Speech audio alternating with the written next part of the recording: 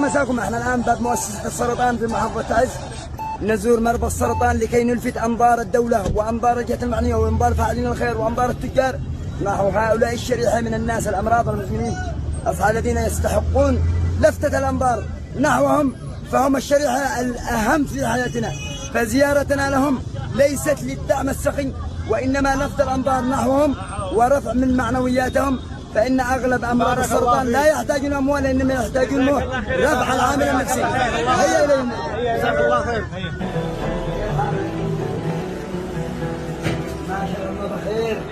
كيف أمورك؟ المعلم يسعى عليه. الحمد لله. عالي. اكلوا واشربوا ماء ولا تحتمل من شيء. يعني من أراد يعني 100,000 يعني 3,000 سعودي. يعني مقارب 3,000 سعودي. 3,000 شوي. ليست شيء.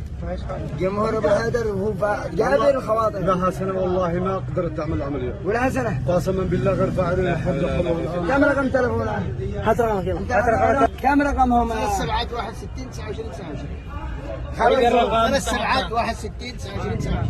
3 سبعات 61 29 29. الله يستر عليك. الأم تحتاج الإنقاذ لأن عاد ما زالت أيديها بخير يا أخوان. لا لها سنه. لها سنة. والورم إن شاء الله يستأصل. وهو شكله ورم حميد أصلا. ان شاء الله. هذا يمكن كانت شوكة. ورم حميد يستحتاج عملية وإزالة الورم والوالدة تروح بغير أمها. إن شاء الله جمهور أبو حيدر ما يقصر معك. كبر الله فاعلين الخير. خاطرك. يلا استودعوا.